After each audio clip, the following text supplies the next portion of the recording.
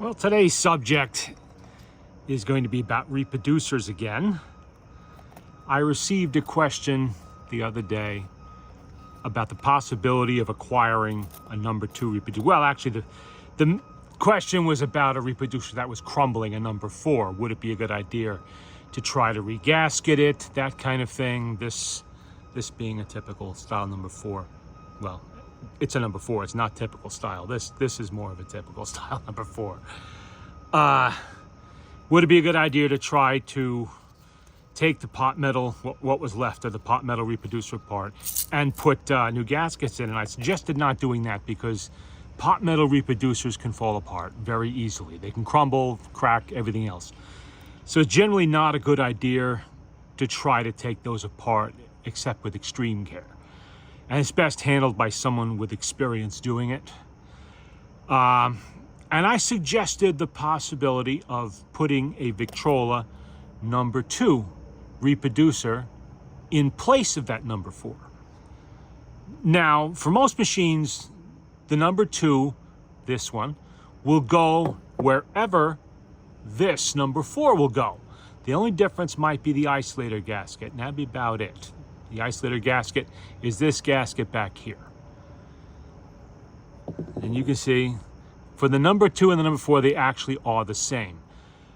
Except, in a few certain instances, I think Electrolas, certain years, certain HMVs, they actually use a larger tone arm, and therefore the bushing in the back there, that brass ring you see, not the rubber part, the brass part, that is bigger to fit on that larger tone arm. And they interchange. You can take the bushing out of this, the isolator gasket out of this, that's the whole thing, and replace it with one intended for the orthophonic reproducers. That's the HMV 5A, 5B, even the number 16. For Victor, that would be the orthophonic, same thing, number 5s basically, all of the orthophonic reproducers made after 1926.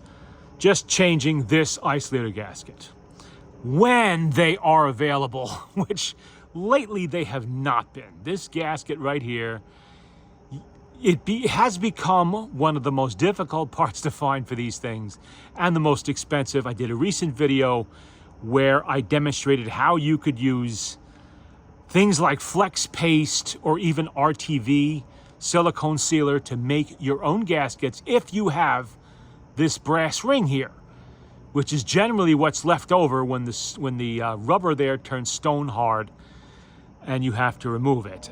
You're left with the brass ring. And you can use that brass ring with that paste or RTV to make your own gasket for these things. And I did it successfully. It's actually an experiment that's worked out very well. As you can see, this is actually a flex paste gasket back there. It is supple and it's strong. That's the important part. Sometimes you'll run into a tone arm that's a little bit hard to get a reproducer on. It's tight. It should be a snug fit. It should not be so loose that you can wobble the reproducer. It should be a snug fit. There is a way to adjust that. It's not that hard. And you want this isolator gasket to stay in place when you're putting it on and taking it off, which this does. This machine, for instance, is 461. The tone arm would be difficult to adjust, and you really shouldn't. But this fits on very snugly, but it does fit on with little effort, and it comes off. And if you notice, it has not torn up the isolator gasket on there. Now, the concerning thing is the viewer needed a link to US eBay for somebody selling a rebuilt number 2 reproducer on there. So I went to eBay. I searched around, plenty of number 2s on there, plenty of them, a dozen of them. Maybe, I think I stopped counting at 7 or 8 of them that were advertised as rebuilt, new gaskets. Until the picture showed the back and the isolator gasket was obviously not replaced. It was old, visibly swollen, and going to be rock hard.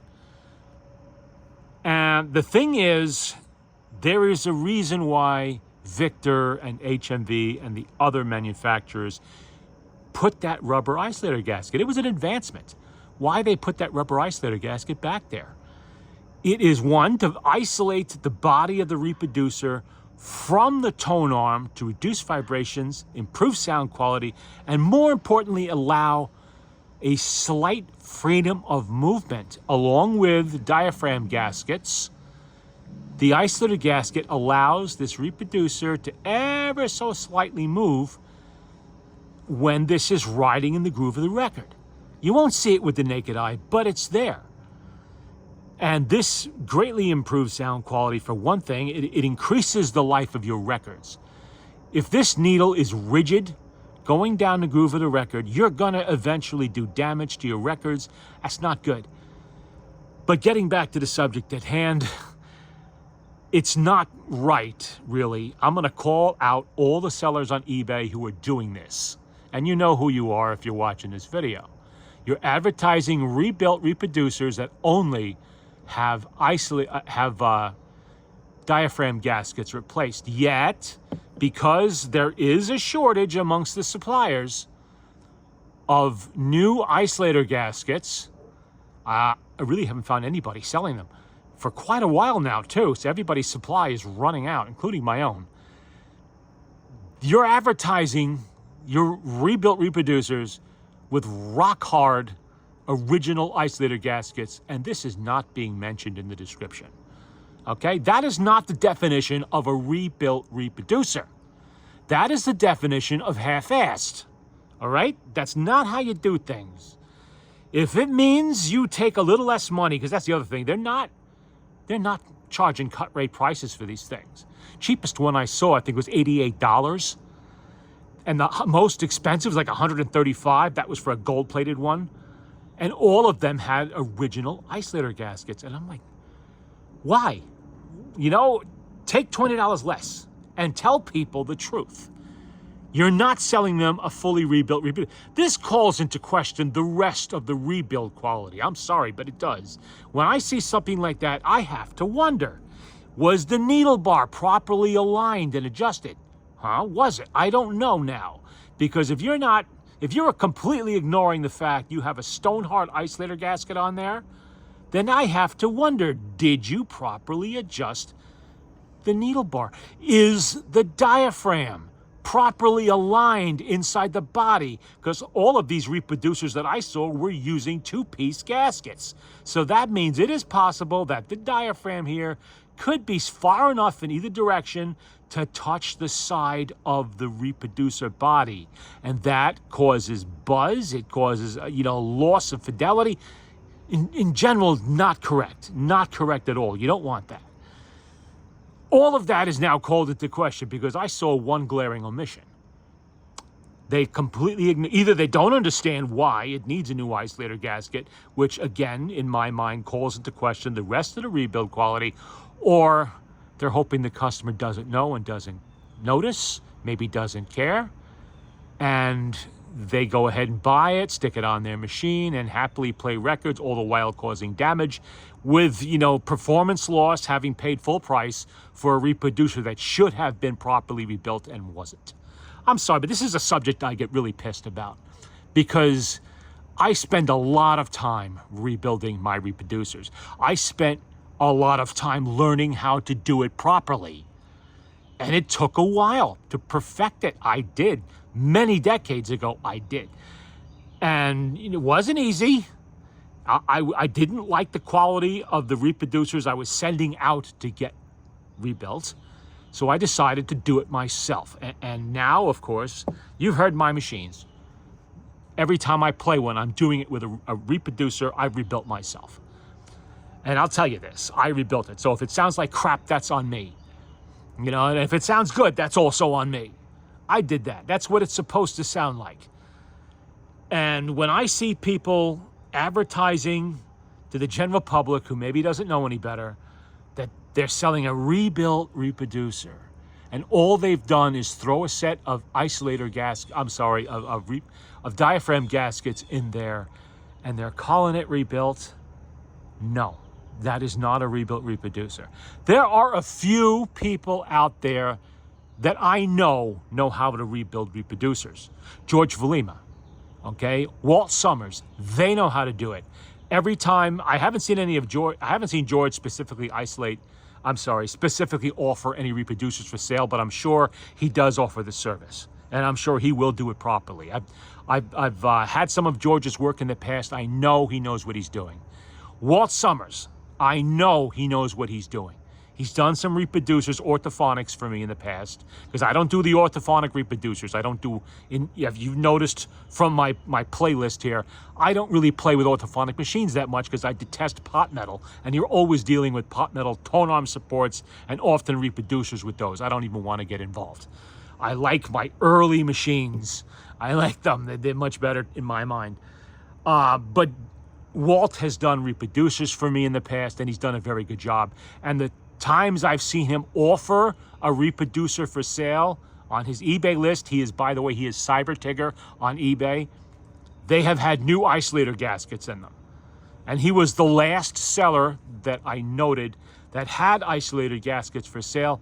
But at $30, I think it would come out to like $34 with taxes and shipping and everything like that. That is a major expense. Enough to prompt me to begin learning how to make my own from substitute materials. And I am going to do it that way from now on. Now that I have successfully done it, I am going to do it that way from here on out. All of my number 2 and number 4 reproducers are going to be made from flex paste because it works really well. And as soon as I can figure out a way to make a mold, I'm going to be doing the exhibition ones too. They're a little bit more involved. They require a mold. They're much bigger. Won't get into that right now.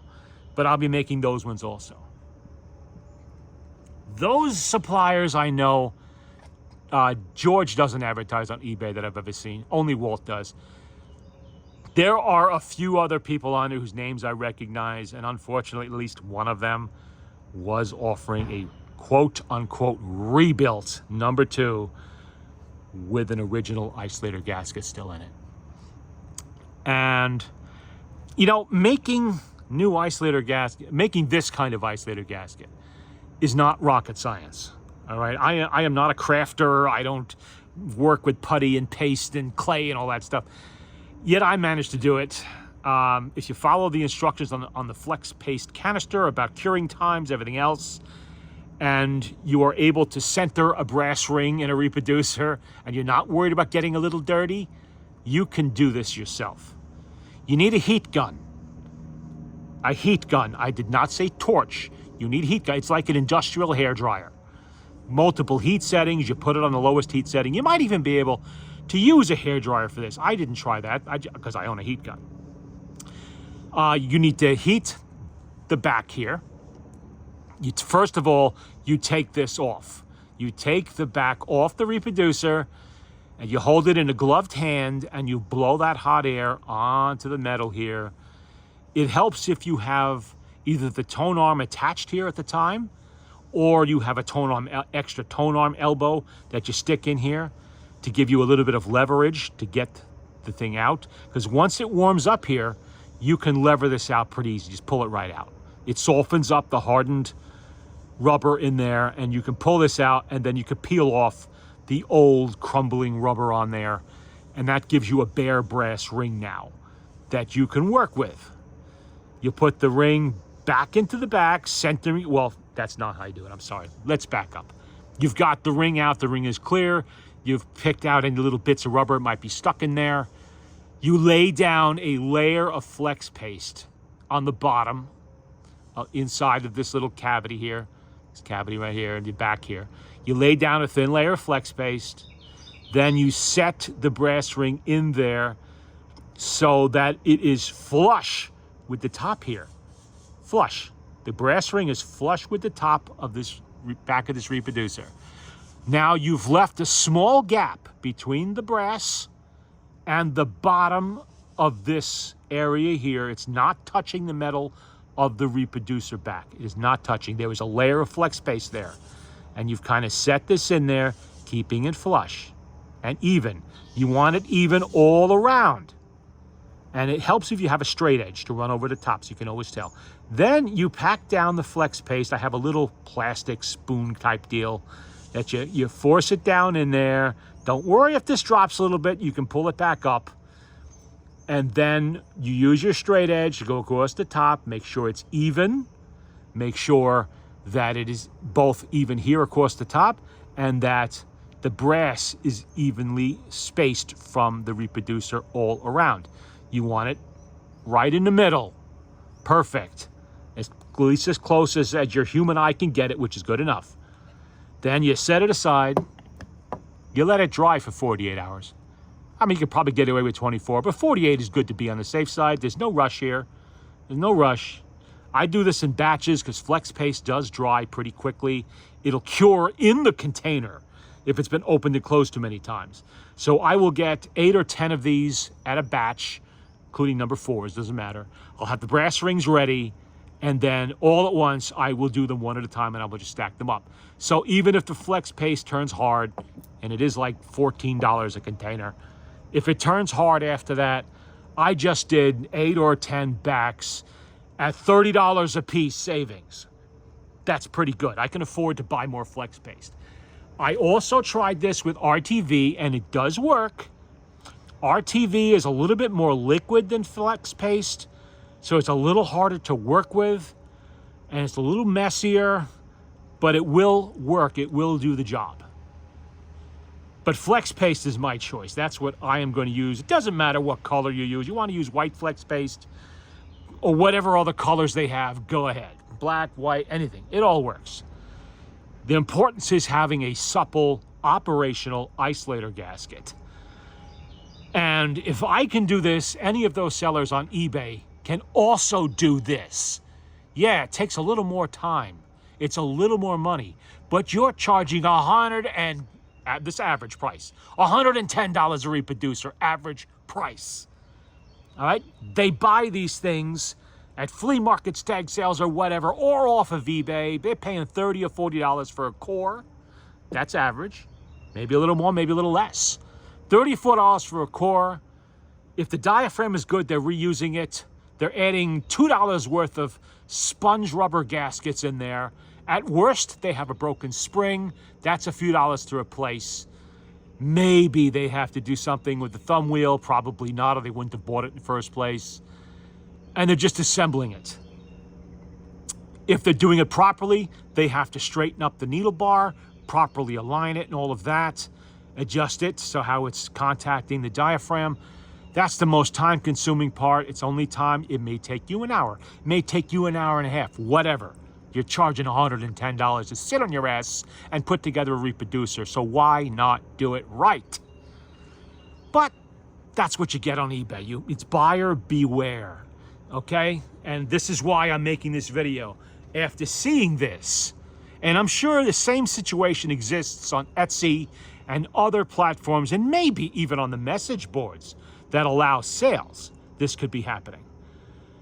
And I don't buy the excuse of, well, isolator gaskets are not available. They're not being reproduced by any of the parts makers, so we have to sell them like this. No, you don't.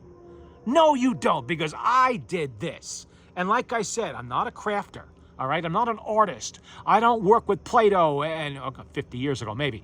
I don't work with Play-Doh and all of that stuff, and I was able to do this. I made an operational isolator gasket, and they are holding up and working well. If I did it, so can they.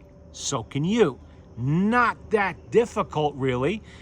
Is a learning curve. You'll get it. If you screw it up, it's flex paste. You can pull it apart, scrape out the flex paste, and start over and do it again until you get it right. I did. I pulled a couple of them apart that I didn't like. I was a little misaligned. I was too deep with the ring, whatever. I pulled them apart and redid them. Okay, it's not the end of the world. You know, at most you may have to buy more flex paste, whatever. You know, that's something you can do. To get a proper isolator gasket that works, it's worth it. I'm gonna tell you something else. I consider this material better, softer than what is available from the parts sellers. Okay, I've used where is the one that has, not that one. This one. This is one that the parts sellers supplied. I don't remember which one. I've used multiple parts sellers in the past, whoever was cheapest. The other thing I don't like about this, see that? I took this off of something and it misaligned. It's pulled itself out a little bit. Now I have to loosen the set screws and put that back when I use this again. That's something else about these type of isolated gaskets, because it does not happen with the flex paste. Makes life a little easier. But this is the gaskets that they sell. The material is better than nothing. It is better than original, definitely better than original. But it is not as supple as the flex paste is. This is a better option. It works better. I like it better. It's just a little bit of extra time.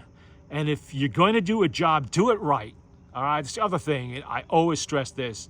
You're going to do something, do it right. Do it once. And especially if you're selling to the public, don't sell them crap.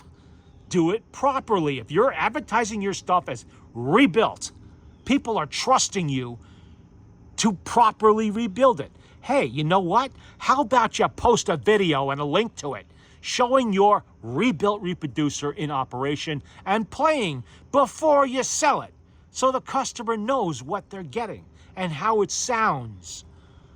Why not do that? Again, it's only a little time. YouTube does not charge you to open an account and post a video. You could even possibly make money with your videos by monetizing your channel. This channel, by the way, is not monetized or sponsored or any of that crap. I put this up there for information, to get information across to people, or to show people whose machines I'm working on what I've done to them. I don't do it to get rich on YouTube. You will see advertising on some of my videos. That's not my fault. Well, it kind of is, because I use copyrighted material sometimes when I play records. YouTube has a rule. If you use copyrighted material, the copyright holder has the right through YouTube to monetize your video and take the money themselves. They don't give me that money. They keep that because they hold the copyright. I'm fine with that. Okay, I totally understand that. Thank you for allowing me to use your copyrighted material and not, canceling the channel or muting the sound or any of the things they used to do. Now we can play the records. You can hear the music. You can hear the machines like they're supposed to be played. But getting back to the whole thing with the reproducers, I was really disappointed when I saw that going on, and I realized that what I was looking at were original stone hard gaskets. The other thing that happens with a stone hard gasket is when the rubber hardens, sometimes it swells up, and now that brass ring is misaligned, which means the needle is misaligned. Doesn't matter how well you set the needle alignment when you're rebuilding a reproducer. If this gasket is swollen up and bulged, and now that brass ring is off center, it's out of alignment, your needle is now not going to be in proper alignment, and it's become a cutting implement in your records. You don't want that, all right? Records are irreplaceable. Once you destroy them, that's it. You don't get to go to the record store and buy another. So I'm sure there's going to be some eBay sellers, if they see this video, are going to go, what a jackass. Why did he have to say something like that? This is a call out, all right? Don't advertise your stuff as rebuilt if you haven't properly rebuilt it. And to properly rebuild it, you are changing all the gaskets, not just the diaphragm gaskets, all the gaskets, which is the diaphragm and the isolator. I even saw one where they had not resealed the needle bar right here in the middle with beeswax. They just left it bare on the diaphragm. Did not reseal it with beeswax. See the beeswax in there? That's to air seal it against, well, one, air leaks, and two, it helps, smooth out the vibrations a little bit. It needs to be there. And only beeswax, because beeswax is flexible enough to move with the diaphragm properly. You can't use candle wax, not paraffin wax for this. It must be beeswax. Yeah, a rebuilt reproducer didn't have a replaced isolator gasket, didn't have beeswax sealing the needle bar. So in my mind, everything else is suspect too. If I bought a reproducer like that, and by the way, I believe it was $90 or $95, something like that, I would then have to take the whole thing apart and start from scratch and do it all over again just to make sure it was done right. You have to. Oh, I would have to. Well, that is my rant. Now you see what I've done here on the 461. I've taken off the number 4 I had on there. I have replaced it with a Victrola number 2, that gold-plated one that I showed in the last video. Let's hear how it sounds. I've never... Oh, birds, shut up. Boy, they're noisy this morning. I've never played this record before, so we'll hear it at the same time together. And we'll hear how a Victrola number 2 sounds on... Whoops. Sounds on a machine that is supposed to... What is going on here? Why is it doing that? Oh, duh. This is the machine that's supposed to have a number 4. Let's hear it with a number 2.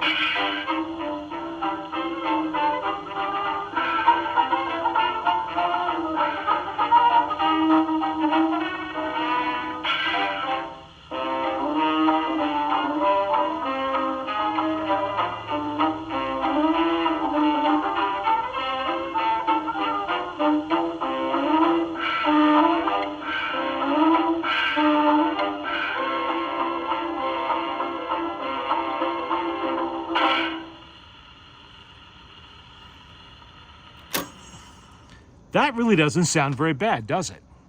That is a number 2 reproducer being used in place of a number 4 on a machine designed to use a number 4. So this shows that you can, if necessary, replace your crumbling number 4 reproducer with a number 2 as long as it has the correct size isolator gasket on the back. In the case of this machine, this is 1927, it has the smaller isolator gasket used for all of the number 2 reproducers. And this is not an orthophonic machine by any means. Oh, by the way, if anybody want to know who that was, the record that was playing was... There you go. Because I will be asked. Somebody always... If I forget to mention who played the record, somebody's going to ask me. And then I'll have to go back and look and say, what record was that? Who played it? Let's try the other side. And by the way, this is not an orthophonic record, probably from about 1920, 21, somewhere around there. Ouch. Get the needle on there. Maybe I should stand up to put the needle on before I stab myself. Orthophonic records should play just as well, because the number 4 reproducer was really only intended as a stopgap reproducer until they had everything set and ready to go with the orthophonic ones. In 1923, they were making electrically recorded some records and all of that, and they wanted a reproducer that could keep up with them. So they came out with the number 4. Really, it's a larger diaphragm and a redesigned needle bar.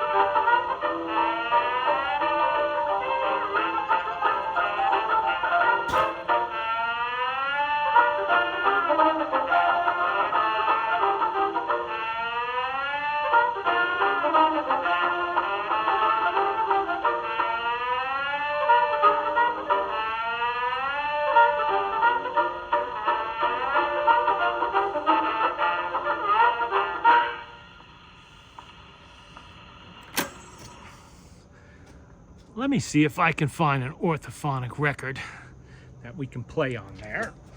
I'm actually considering leaving this reproducer on here instead of the number 4, because it actually matches the gold plate.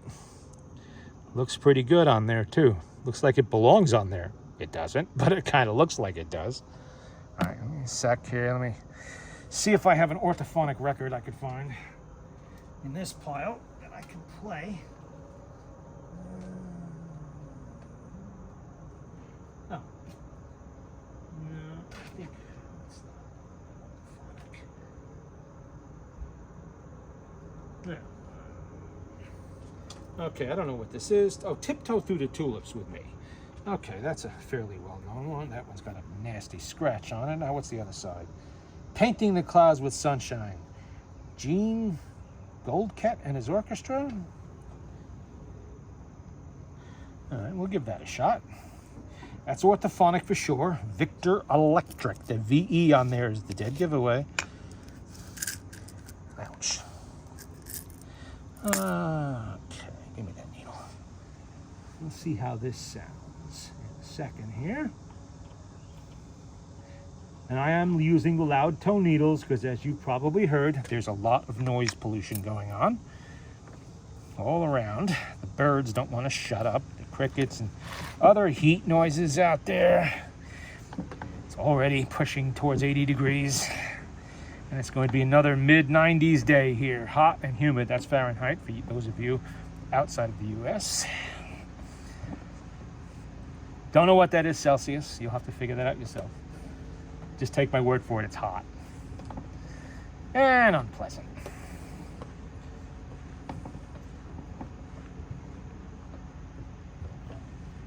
Okay. Oh, I'm sorry. Let's align that again.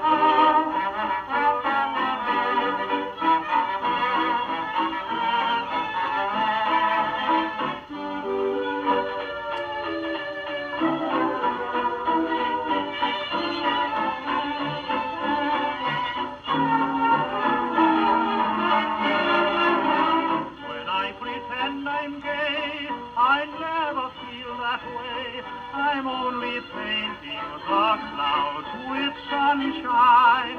When I hold back a tear to make a smile appear, I'm only painting the clouds with sunshine. Painting the blues, beautiful hues, colored with gold and all rose, playing the clown, trying to drown all of my woes. Though things may not look bright, they all turn out all right if I keep painting the clouds with sunshine.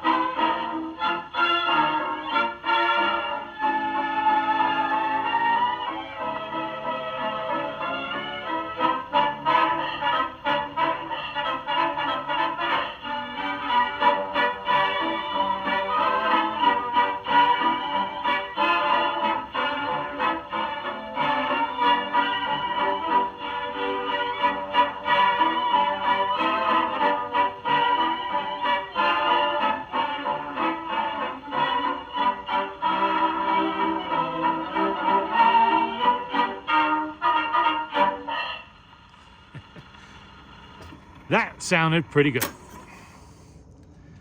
I think I'm definitely going to leave this reproducer on this machine.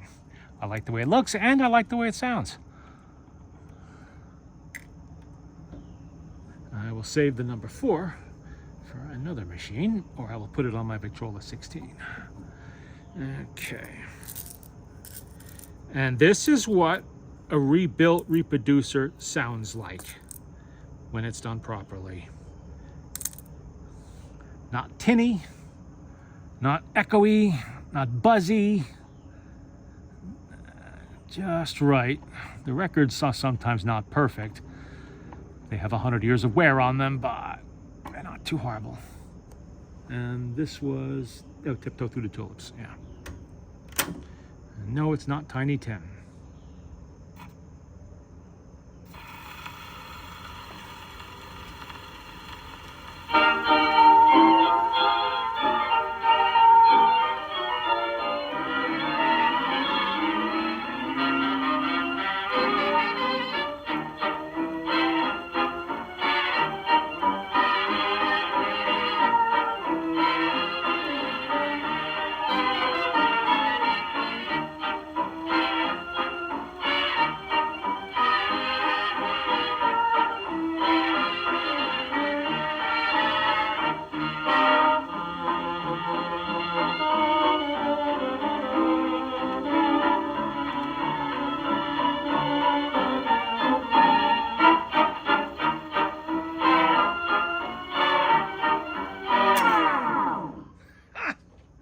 What happened? Why did that? Did the crack do that? I think the crack did that. Well, oh well. We tried to play that one. I'm not going to worry about it. Whoops. I guess not the crack, but the scratch. I didn't think it would, but it did. Yeah, it's a pretty nasty one on there. But you get the idea. If you happen to have like a premium model Victor 2-60 or one of the other gold-plated premium models that Victor made, or HMV, and your pot metal number 4 reproducer is crumbling away, put a gold-plated number. It's a lot easier to find a gold-plated number 2 than it is to find, you know, a gold-plated number 4 that's all brass or something like that. There's not many of those around. There's plenty of Victors around. You know, I find them frequently, and I love to buy them because I use them on my premium models that had exhibitions or crumbly number 4s on them. But back to the original subject of this video, about this issue with a failure to properly rebuild reproducers. You know, George Valima and Walt Summers, who is Cyber Tigger on eBay, I've used their services, so I can say they know what they're doing. They're good at what they do. There are other people out there that are also good at rebuilding reproducers. I don't know them. I've never used their services. I can't vouch for them personally, so they're not being mentioned here. Doesn't mean there's anything wrong with their services, just means I don't have a relationship with them of some kind. They've never done work for me, so I cannot say how good they are. I just don't. And I'm not going to vouch for somebody whose work I've never experienced. That is something you will have to discover on your own. You know, you'll have to figure that out on your own. Take a chance maybe or something like that. But beware of eBay sellers, you know, and other online sellers who are advertising rebuilt reproducers. They're charging top dollar, and very often they are not doing the job properly, not actually rebuilding the whole reproducer. You're paying top dollar for half the work or less. If I see I don't care if it's advertised as rebuilt or not. If I see a reproducer out there with an old gasket and it advertised as rebuilt, to me, it's a core. That's all it is.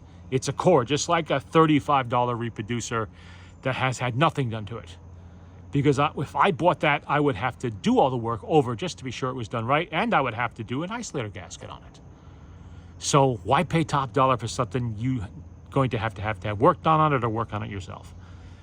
All of these reproducers here that I'm fooling around with, these are all to machines I'm currently working on, going to be working on, or just extras. They've all been rebuilt by me. There they are. This is just some of them. There's more. They've all been rebuilt by me. I learned how to do it properly through trial and error years ago. Took time, took effort, but in the end it was worth it, because now I know at least my reproducers are right. And I don't have to, you know, experiment with the unknown out there. Did this guy do it right? Did he not do it right? I don't care about that anymore, because now I do it. And this is the heart of your machine. This, the reproducer. If this isn't done right, the sound doesn't sound right, then all you have is a machine that spins a platter at 78 RPM. Under load. That's it. okay? Or a nice looking dead piece of furniture. That's a very inefficient cabinet for storing things. That's all you have. This is what makes the magic happen. This is what takes those grooves down in the, those little inside the record grooves, the striations down in there, and turns that vibration up the needle bar and into recognizable sound. This isn't done right. Who cares about the rest? All you have is a dead display item. You know, that sounds lousy. That's it. So you want to make sure the most important part of the machine's operation is functioning correctly. And now you also know and have experienced what a number 2 reproducer sounds like when it is played on a machine intended for a number 4. It doesn't sound bad. Sounds pretty good.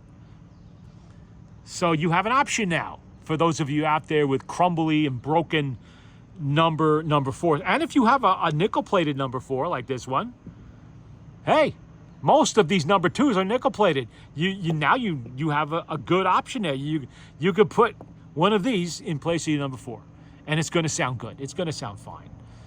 I mean, I'm sure somebody with a highly trained ear can definitely tell the difference. That is like maybe 0.5% of us. You know, most of us don't have an ear that sophisticated. I definitely do not. You know, I don't.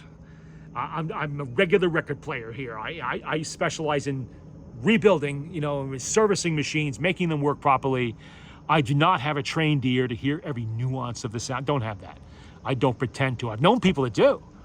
You know, I had a customer of mine who I haven't heard from in a while, but he was a Steinway repairman. So he had a highly trained ear when he tuned these Steinway pianos. He had a highly trained ear to do this with the little, I forget what they call those tuning forks and all of that. And he could tell the difference in the sound quality, everything else. Most of the rest of us do not. I'm not even going to start to pretend that my ears are that sophisticated. A lifetime of loud noises, forget it. You know, and I'm getting up there in years now, so, you know, I don't have that ability anymore. But I can tell the difference between a reproducer that sounds good and a reproducer that sounds like crap. You know, and I also know the difference between doing a job properly and not doing it properly. So now you know. Now you know. You're forewarned. And when you're forewarned, you're forearmed when you shop. You're now an informed shopper. If you're going to eBay looking for a rebuilt reproducer, you are an informed shopper. Their worst nightmare, because they can't fool you now when they tell you it's rebuilt. No, it's not. Not with a original isolator gasket in it that's harder than concrete. Yeah. All right, I've let this drag on long enough with this rant.